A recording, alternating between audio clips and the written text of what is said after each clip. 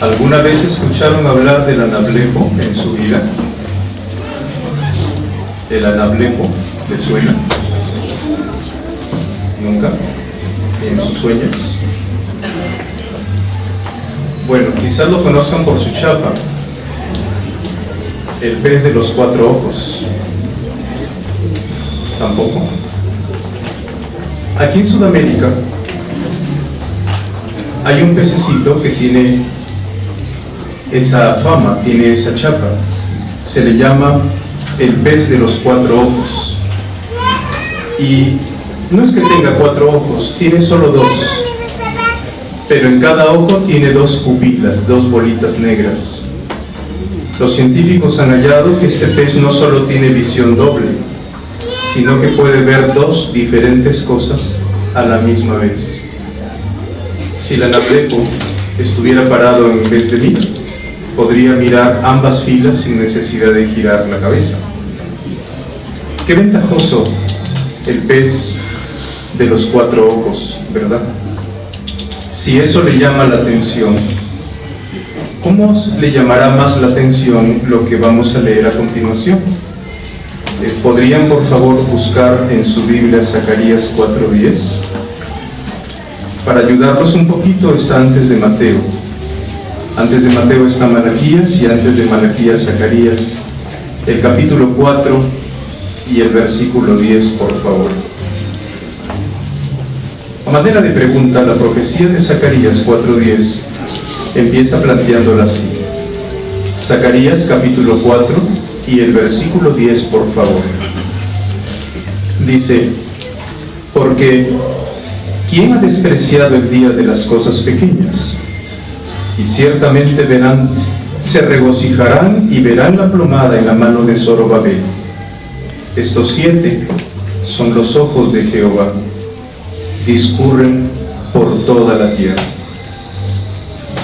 En la parte final del versículo leído se dice que Jehová tiene 7 ojos, de modo que lo supera el anablepo. El anablepo tiene 4. Pero claro, no se imaginen a Jehová una cara con 7 ojos, porque aquí el número 7 significa completo, perfecto. En la palabra de Dios, el número 7 es un número perfecto. Y lo que transmite este versículo es que la visión de Jehová es completa. Nada se le escapa.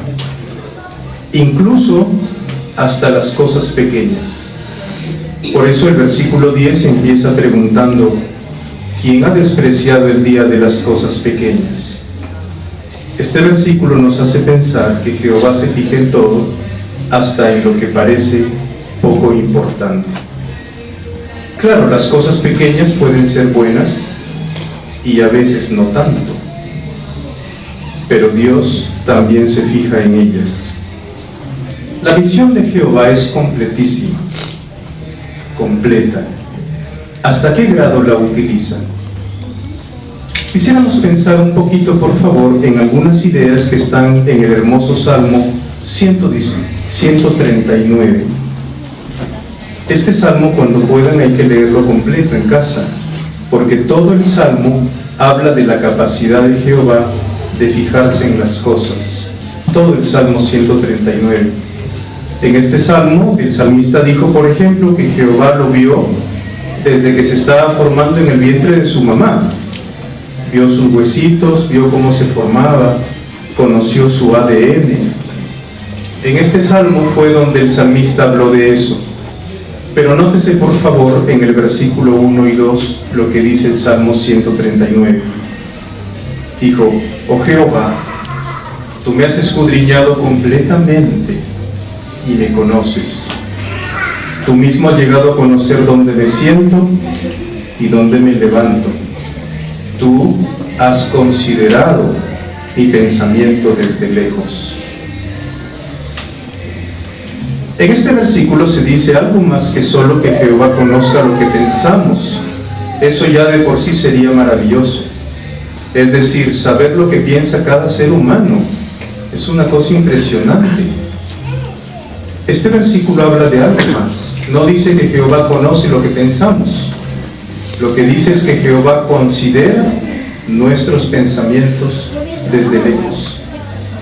La palabra considerado que aparece en este versículo 2 transmite la idea de algo que se escudriña, de algo que se analiza a fondo.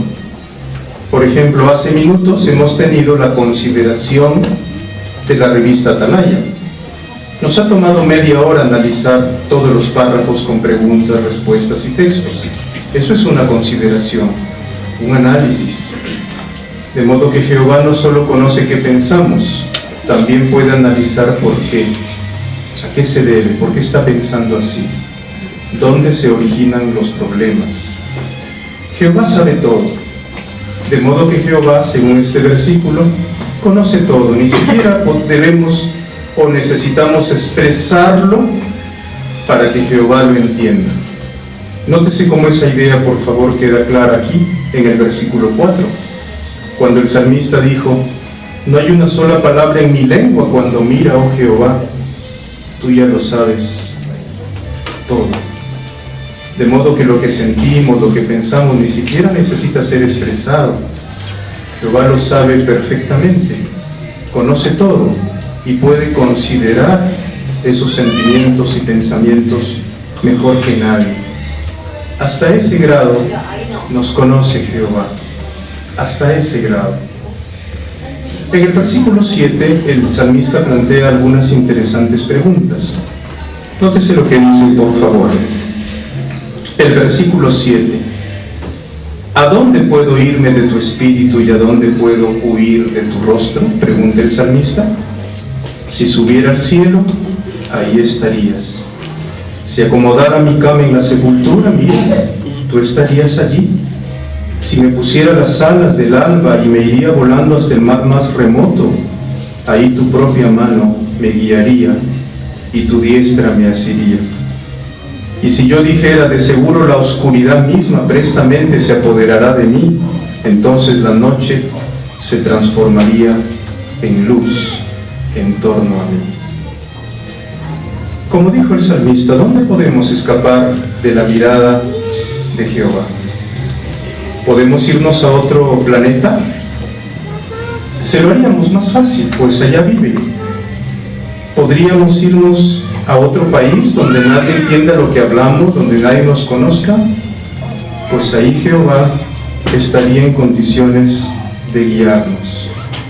No hay forma de escondernos de Jehová, ni sótanos, ni lugares distantes donde uno puede esconderse de Jehová. No existe lugar como para ocultarnos de Jehová. La enorme capacidad que Jehová tiene para enterarse de todo nos sirve de advertencia a todos. Después de todo, pretender engañarlo es solo engañarse a sí mismo. Lo que se practica a escondidas, Jehová siempre lo sabrá. En buen sentido, podríamos afirmar que para Jehová no existen pecados ocultos, porque solo están ocultos para los hombres. A la larga o a la corta, Dios los sacará a la luz. A más tardar, cuando venga Armagedón, ahí se sabrán los grandes secretos que pudiéramos haber escondido. Por eso, saber esto, hermanos, nos hace pensar en de hoy. Si ustedes pudieron leerlo temprano, justo hoy se hablaba sobre cómo Jehová nos vigila, y se hablaba de por qué lo hace. ¿Lo hace acaso como un superpolicía universal que está vigilándonos para hallarnos con las manos en la masa y luego castigarnos, haciendo que el rey de Babilonia nos queme como lo hizo con estos profetas? ¿Ese es el propósito de Jehová para vigilarnos? El texto de hoy dijo que Jehová lo hace por 5 razones. Estas se pueden resumir en solo 5 palabras: nos avisa, nos corrige, nos guía, nos ayuda y nos recompensa. Lo que Jehová ve le permite hacer estas 5 cosas con cada uno de sus siervos. Por ejemplo, antes de que una persona se meta en problemas, Jehová suele darnos advertencia. suele avisarnos y suele intentar corregirnos. A veces se nos acercan hermanos, el anciano, quizás un hermano cualquiera, que ha visto algo que no le parece muy sabio. O de repente estoy sentado en una reunión y escucho un discurso que parece hablar de lo que está pasando conmigo. Abro la revista y encuentro algo que tiene que ver con mi conducta. Jehová me está avisando, me está advirtiendo, me está corrigiendo. Si soy humilde, seguro aceptaré la corrección de Jehová y me daré cuenta de que tengo que cambiar mi proceder. Si no soy humilde, persistiré en mi proceder y tarde o temprano terminaré haciendo lo que está mal. Pensemos por favor en algo que ustedes seguramente recordarán. ¿Podemos echar una miradita a Génesis capítulo 4, por favor? Génesis en el capítulo 4. Aquí está el relato del primer asesinato que se practicó en el mundo. Un hermano mató a su propio hermano. Caín mató a Abel. Sin embargo, antes de que lo haga, Jehová vio que a eso se estaba dirigiendo y trató de evitarlo. En el capítulo 4 de Génesis, observe por favor el versículo 6. Génesis capítulo 4, versículo 6. Por lo cual Jehová dijo a Caín: ¿por qué estás enardecido de cólera? ¿Y por qué se te ha decaído el semblante? Y luego más abajo le dice: si no te diriges a hacer lo bueno, hay pecado agazapado a la entrada.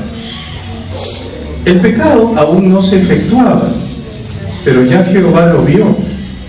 Porque el pecado es un destino y para llegar a él hay que tomar un camino, se llama proceder.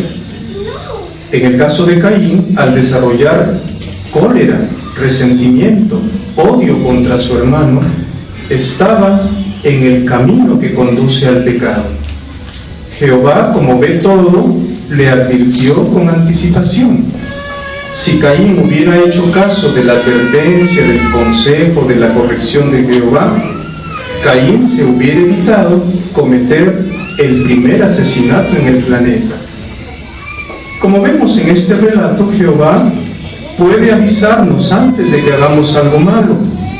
Es interesante que Jehová ahí utilizó una expresión conocida en algunos sectores del planeta. Jehová le dijo: veo pecado agazapado a la entrada.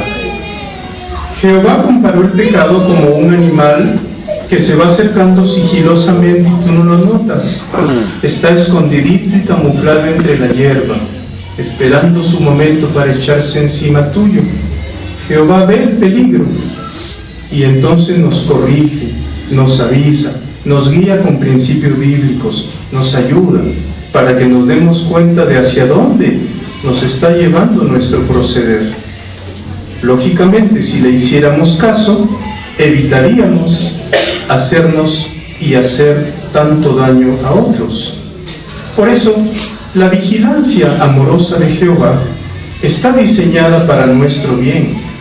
Él puede hacer todo lo que antes se señaló: avisarnos, corregirnos, guiarnos, ayudarnos y recompensarnos cuando hacemos lo correcto. Veamos otro ejemplo que ilustre esta idea, por favor. En Jeremías, en el capítulo 45, si tienen la bondad, por favor. Jeremías, en el capítulo 45. Nótese, por favor, que en este capítulo 45 de Jeremías, Jehová está hablando de un siervo suyo que se llama Baruch. Era secretario de Jeremías. Y durante muchos años Baruch había sido fiel a Jehová. Había estado sirviéndole a tiempo completo. Pero de un tiempo a esta parte, Baruch empezó a descuidar su ministerio. Empezó a dedicarle más tiempo a su trabajo seglar y a comprar cosas para su casa. Como resultado, en el versículo 5, Jehová le envió este mensaje mediante el profeta. Nótese lo que le dijo en Jeremías 45:5. Le dijo: pero en cuanto a ti, Baruch, tú sigues buscando cosas grandes para ti. No sigas buscando, porque mira, voy a traer una calamidad sobre toda carne, es la expresión de Jehová, y lo único que te prometo es darte tu alma como despojo en todos los lugares a donde vayas, le dijo Jehová a Baruch. Baruch había descuidado su servicio a Jehová. Estaba trabajando y comprando cosas, llenando de muebles y de artefactos su hogar. Jehová vio y no le pareció razonable. Porque ¿para qué compras tanto si todo lo voy a destruir?, le preguntó Jehová a Baruch. Lo único que te prometo es salvar tu alma, no salvar tus cosas. La casa, los artefactos y los muebles, Jehová los iba a destruir también. La corrección amorosa de Jehová para Baruch le salvó la vida. El resto del relato muestra que Baruch corrigió su proceder y estuvo entre los sobrevivientes. Algo parecido ocurre con nosotros. ¿Se han dado cuenta que cuando un hermano empieza a descuidar su servicio, ya no se le ve muy frecuentemente en el ministerio o no viene con frecuencia a las reuniones, los hermanos van tras él? Al igual que Jeremías, Jehová los utiliza para recordarles que están descuidando algo que es de mayor importancia de lo que están haciendo. Después de todo, estamos en una situación parecida a la de Baruch. Dentro de poco, cuando Jehová traiga Armagedón, lo único que Jehová ha prometido salvar es el alma, la vida. Lo demás, hasta usted mismo tendrá que tumbarlo o destruirlo. Por lo tanto, tiene sentido la corrección de Jehová cuando nos damos cuenta que su vigilancia amorosa hace que nos demos cuenta, o que Él se dé cuenta, cuando estamos por allí alejándonos un poco de lo que Él considera correcto. Algunas veces Jehová ha actuado para descubrir conductas antes de que se transformen en pecados más serios. Por ejemplo, un hermano, antes de conocer a Jehová, solía ver pornografía y se volvió adicto. Cuando se hizo testigo de Jehová, dejó ese mal vicio y decidió ser fiel y obediente a las normas divinas. Pero con el paso de los años, como las brasas que deja atrás un fuego, cierto día compró un celular nuevo y su familia puso internet para la casa. Una noche se le quitó el sueño y estaba ahí dándole vueltas al teléfono y de pronto se debilitó y empezó a mirar sitios pornográficos. Le daba vergüenza contarle a otro lo que estaba pasando con él. Después de todo, no es fácil decirle a alguien: mira, estoy mirando pornografía. Eso es algo vergonzoso. Sin embargo, lejos de superarlo, siguió viéndola frecuentemente, aunque se sentía mal, pero no podía resistirse. Sin embargo, ¿qué haría Jehová para ayudarlo a este hermano? Una mañana estaba predicando con un anciano de la congregación y alguien lo llamó por teléfono al hermano, y como él no podía contestar, le dio el teléfono al anciano para que conteste. El anciano contestó y luego se le ocurre al anciano hacer esto, y lo que vio le asustó. Era una de las páginas que había visto poco tiempo atrás. A Jehová gracias que el anciano lo descubrió y pudo ayudarlo. Así se evitó que este vicio se convirtiera en un acto inmoral con el paso del tiempo, porque por ahí comienzan los problemas. El pecado se agazapa y está esperando su momento para hacerte caer. Muchas veces cuando Jehová ve que nos estamos metiendo en problemas, actúa para que lo corrijamos a tiempo. Si lo dejamos que lo haga, evitaremos fallarle. Si nos empeñamos en nuestra capacidad de controlarlo todo, seguramente que no lo será con el paso del tiempo. Porque hay quienes equivocadamente decimos: hermano, yo sé hasta dónde puedo llegar, como si uno fuera un todopoderoso que puede controlar todos los hechos, y eso no es así. La vigilancia amorosa de Jehová debería ser algo que tomemos muy en serio. De hecho, El grado de respeto que tenemos por Jehová se mide por cómo somos conscientes de su capacidad para vigilarnos. Quisiera por favor invitarles a razonar sobre este bonito salmo que está en el Salmo 32. Vamos pensando un poquito por favor en el Salmo 32 y el versículo 8, para que tengamos una idea un poquito precisa de lo que pudiera significar para nosotros conocer la capacidad de Jehová de vigilarnos y de saber todo sobre nosotros. Veamos por favor el Salmo 32, 8. El versículo dice: te haré tener perspicacia y te instruiré en el camino en que debes ir. Ciertamente daré consejo con mi ojo sobre ti. Qué bonito es este texto. Aquí se dice que Jehová utiliza su ojo para darnos consejo, para instruirnos, para hacernos perspicaces. El ojo de Jehová pudiera ser suficiente razón para ser sabio si uno le teme a Jehová. Permítame por favor ilustrarlo. Acá en Pamplona, en la parte de arriba, hay un hermano que ha tenido recientemente su hijo, no hace mucho, pero ya está caminando el muchachito. Le ha salido un terremoto. A la mamá poco la respeta, se la pasa por encima. Pero debido a que el papá ha sido firme y de vez en cuando le ha dado, el muchachito le tiene un poquito de ley al papá. A él sí, no le hace berrinches. Al papá le basta mirarlo para acomodarlo. Por ejemplo, el otro día, el muchachito estaba por jalarle las trenzas a una niña en la congregación. Pero antes de jalárselas, se le ocurre voltear y el papá estaba echándole ojo. Se hizo el disimulado y se fue por allí. Papá me llama y me dice: hermano, mira, mi hijo estaba a punto de portarse mal, pero con solo mirarlo fue suficiente. Porque el hijo sabe que si le hubiera jalado las trenzas, papá más tarde le hubiera jalado otras cosas a él. El hijo sabe. Por lo tanto, los ojos del papá contribuyen a que él se porte mejor. Lo hace más sabio. De la misma manera, si para nosotros es real que Jehová nos vigila, no tenemos que mirar solo a los cuatro lados, porque arriba está quien nos ve.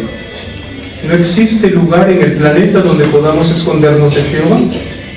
Por lo tanto, saber que Jehová nos mira debería ser que tengamos una razón de peso para poder obedecerle, para ser fieles, para ser leales a Él. Si Jehová para nosotros es real, su vigilancia amorosa debería serlo también. Pero por supuesto, amigos, quizás el tono del discurso habla de lo que pudiéramos fallar, de aquello en lo que pudiéramos equivocarnos. Pero el Dios que no desprecia las cosas pequeñas, también se fija en las cosas buenas, aunque pequeñas, que también podamos hacer. Por ejemplo, vamos a pensar brevemente en una cosita pequeña, casi como a modo de conclusión, que se menciona en Malaquías en el capítulo 3 y el versículo 16, por favor. Malaquías capítulo 3 y el versículo 16. Les ruego por favor, está antes de Mateo para que lo hallen con rapidez. Malaquías capítulo 3 y el versículo 16. Allí leemos: en aquel tiempo los que estaban en temor de Jehová hablaron unos con otros, cada uno con su compañero. Y Jehová siguió prestando atención y escuchando lo que hablaban estos. Y un libro de recuerdo empezó a ser escrito delante de Jehová para los que estaban en temor de Jehová y para los que pensaban en su nombre. Vamos a imaginarnos que las personas de las que se habla en este versículo son de la congregación Alfonso Ugarte. Digamos que estas personas están afuera conversando una con otra.